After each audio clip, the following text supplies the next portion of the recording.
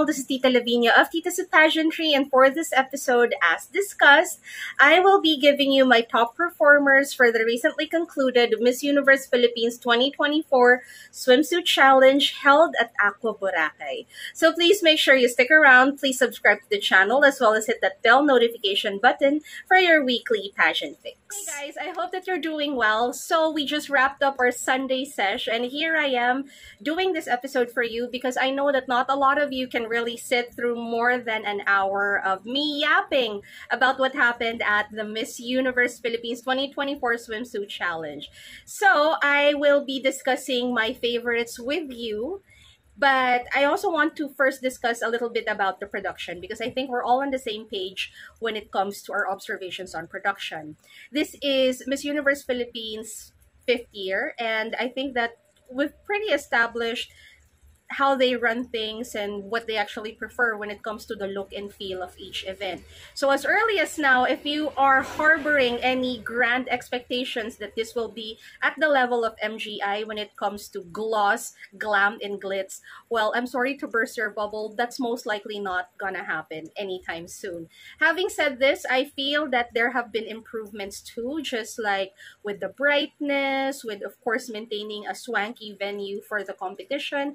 I think these are all great, but yes, this organization, hopefully they get to listen to a lot of us observing because they really need to step up when it comes to the quality of production.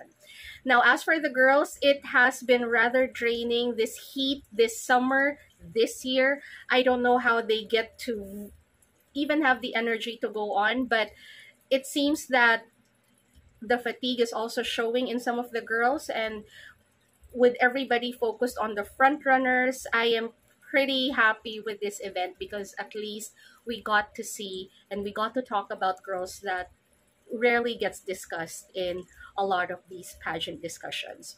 So I have picked 15 girls for you, but of course I will be adding more notes and adding more girls to this list.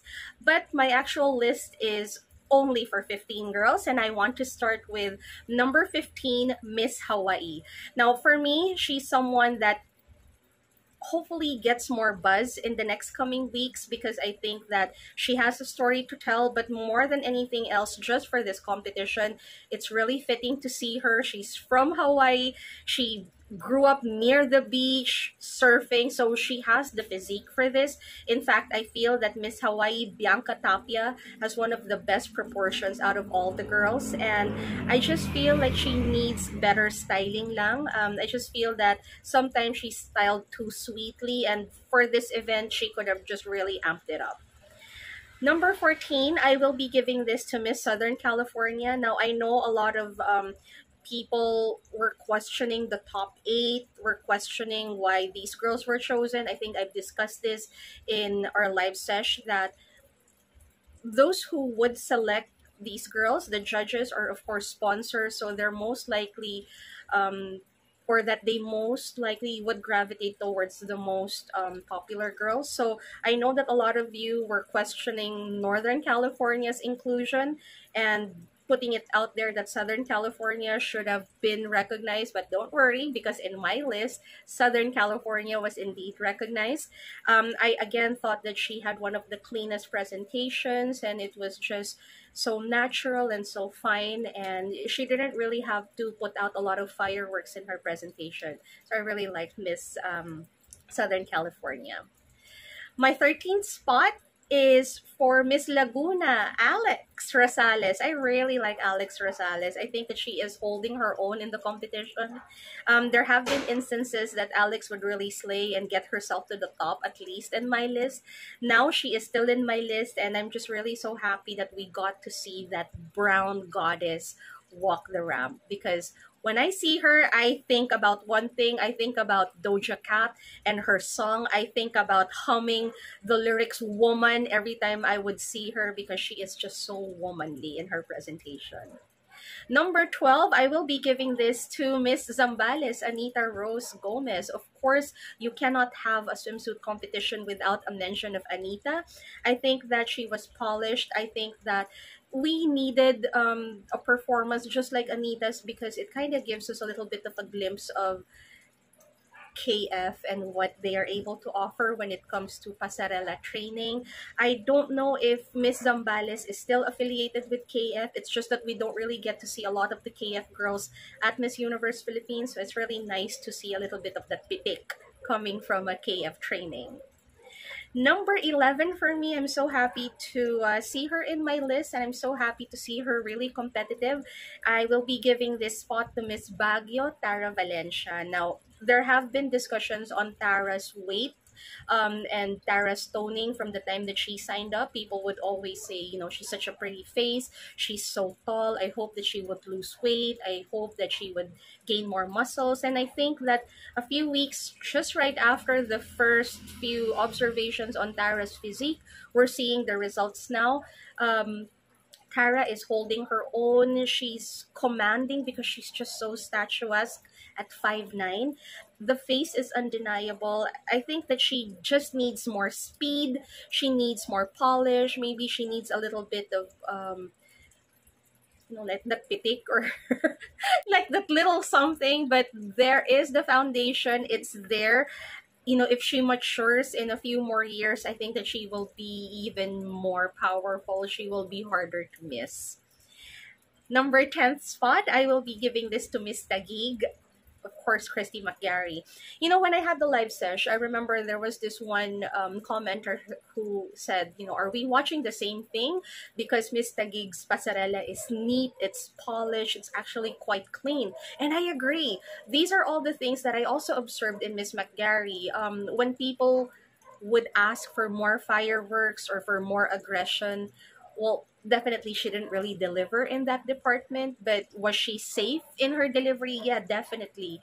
You could really see how commanding her presence is because she's so tall, she's so tan, she understands how to use her body, she understands how to move her body, but the problem is, I think that Christy is just more effective in print than she is in movements. So when people question her about her movements, like why isn't she giving it her all? Why is she holding back? I think we finally figured it out. I think that yeah, she's more effective in photos than in actual presentation because even with the way she moves, I can still picture her wearing a wedding gown because that has always been my vision of Christy McGary. Whenever I would see her in social events or whenever I would see her in fashion shows, if she's not walking for a fashion show, she's most likely on the DJ booth. So whenever I would see her, she would always close the show in a wedding gown. So I feel like she's giving the same energy, which shouldn't be the case because this is a swimsuit competition. So we should be seeing more fire, more aggression, and then, of course, more tricks coming from a veteran like Christy McGary. My 9th spot will be given to someone who at least gave me a little bit of that snap because we needed that snap. This is, of course, Miss Iloilo, Alexi Brooks. Now, Alexi Brooks for me was just a little all over the place and she was happy, she was bouncy, she had movement, she had poses. So I think that it was just really because of, you know, the energy, maybe they were feeding off each other. So I appreciated Alexi's energy, but if we're going to be very technical about it, yeah, she was just a little all over the place with her hands and her face and her expressions and her movements, her poses, her hip swaying. So I don't know, at least they're all there. So with her new camp, she's under Aces and Queens now, at least like she has all the ingredients. All they have to do is just clean it up, streamline it, and just ditch whatever extra movements are unnecessary and not part of the pasarela routine. But again, I think that there is joy. Is this the cleanest pasarela I've never seen or the presentation I've ever seen? Most likely not, but at least it gave me a bit of that jolt because the performances were bordering on super polite and boring. So yeah, kudos to Miss Iloilo. My 8th spot, I will be giving this to another face card in this batch. She is, of course, Miss Cebu, Chris Hanson. Now, again, I mentioned this before. I'm just so happy that she has that face. It's undeniable. And again, even the body is competitive this year. When she started out, a lot of people questioned if she was fit enough. I mean, people understood that she was a little older than the rest of the other candidates, but is she competitive enough? So I'm just really happy that her performance at the swimsuit competition was pretty steady. She could have showed them what an international beauty queen could do, but she decided to just be more subtle with her movements. I think it worked, but she has the capacity to really elevate her performance even more. And I'm hoping that she does this. Number seven. My seventh spot is a revelation, but I think we are also on the same page with giving recognition to my seventh spot.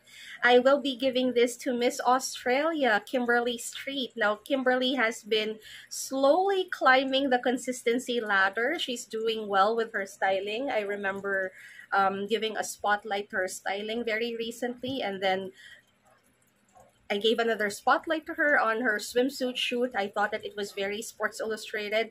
And the way that she presented herself in the Pasarela swimsuit challenge, I thought that she looked really sporty. She was in command. She was confident. And I like that. It felt like it was her getting excited to perform for the crowd. I mean, that emotion resonated with me. So yeah, definitely a solid part of the list. My sixth spot, I think a lot of people will not be so happy with this, but I think a lot of people will also understand why she ended up on my sixth spot. I will, of course, give recognition to Quezon Province at Aisa Manalo. Her performance is twofold for me. On one side, I feel like she gave it her all. She gave us effort. She made her skin a lot more tanner than usual, a lot more sultrier in her projections, sexier, fiercer, but at the same time, she again still has the capacity to make everything elegant. She has the capacity to make everything fluid because she was also a product of Binibining Pilipina. She was also a product of Miss International. I thought that the two would have like a really good marriage, but what we ended up seeing was that we had a super tan, tall tan, lovely and young Aisa Manalo strutting it on stage. However, it became a little too much with the heaviness of her hair extensions, with all of that Latina ingredients all packed in that tall, slender body, that it ended up looking a little gimmicky this time. It ended up looking a little theatrical this time. I mean, I appreciate the effort and the push, but it was just a little too much. So if they held back just a little bit and then, made everything from her makeup to her hair to her movements, because she was also a little shaky. She was also a little wobbly with her movements, I noticed. So if she could just channel, I don't know, maybe a calmer demeanor in this competition, I think that, well, of course, she's one of the heavy favorites. She also happens to be one of the more consistent girls in the competition. So there is no doubt she is a serious contender in this competition. So I put her in my sixth spot because it was just a little too much for me. I get it, but it was just a little too much. Having said this, number five is a secure spot. I think that she is absolutely safe. I will be giving this to Miss Bacoor. Everybody is raving about VVV, Victoria Velasquez Vincent. Now, I think that she was solid in her performance. Did it have a lot of bells and whistles? No. But it was solid enough for her to secure her spot as one of the favorites in the competition. I loved her styling. I wish that Stacy and Aisa would take notes with how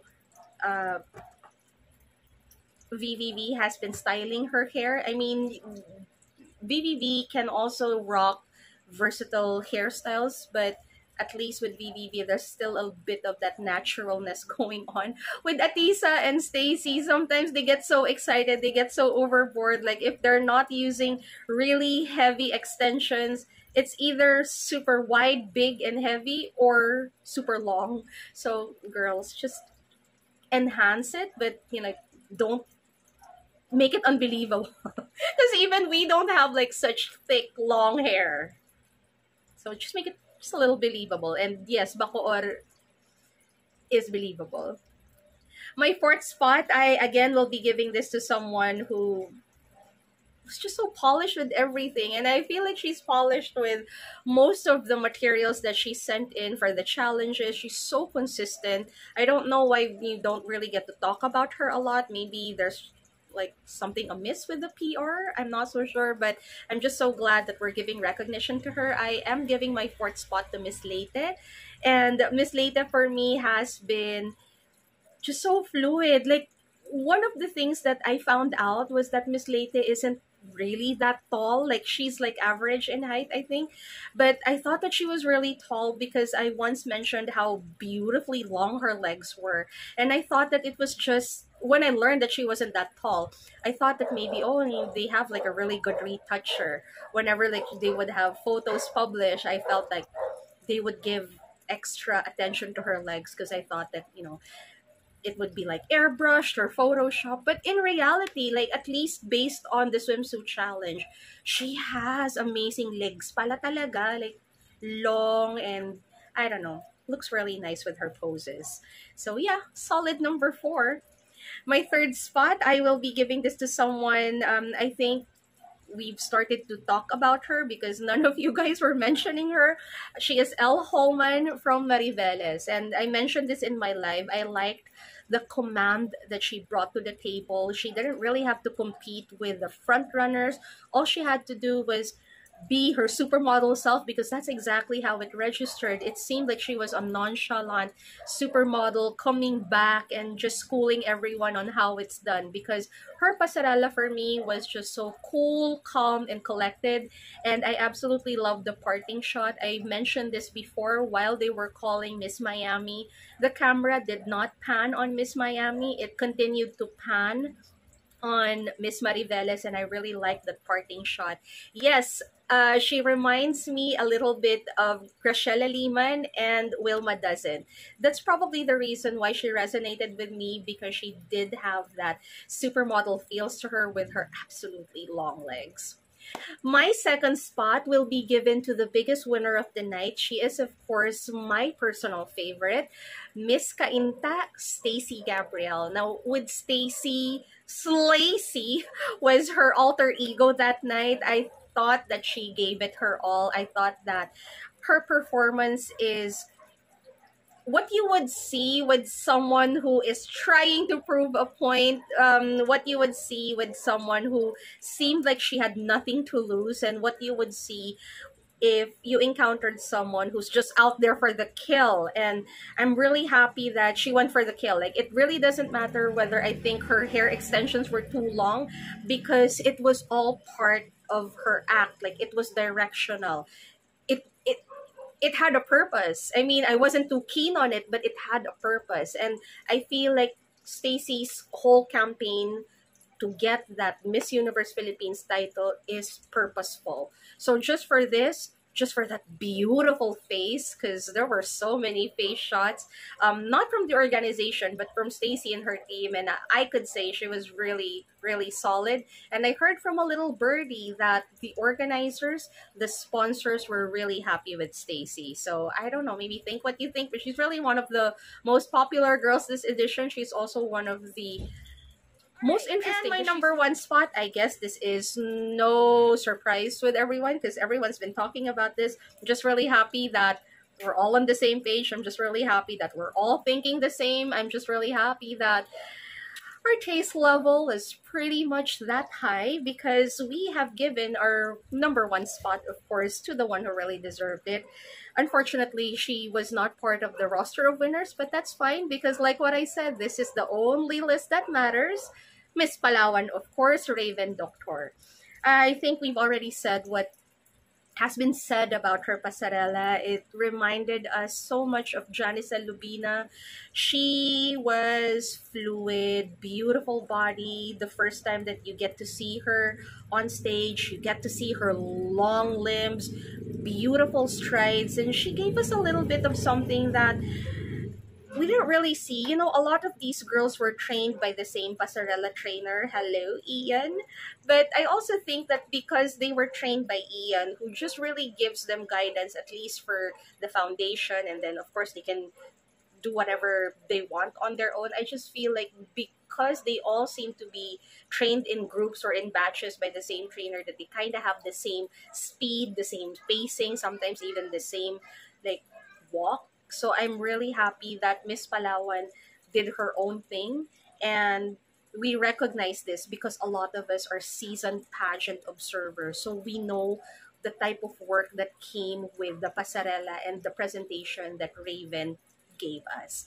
And we knew, of course, that it was something that took us back to the rigid pageant training that we're used to, the way that we've seen so many clips of Aces girls walking and so many clips of the KF girls walking. So I'm just really glad to see that we still have that old school discipline when it comes to walking on stage. And we saw that even with her control, even with the way that, she was just trying to get through the whole routine, even with um, that slight wardrobe malfunction, she was in command the whole time.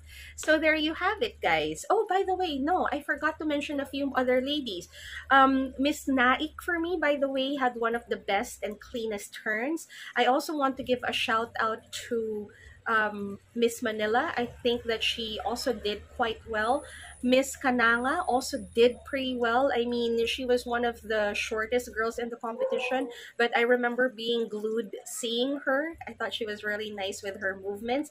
I also would like to commend Miss Mandawe. She did not appear in my list, but Miss Mandawi had, I think, the most accurate speed that I was looking for. So there, totoo na talaga to. So goodbye for now, and I'll see you guys.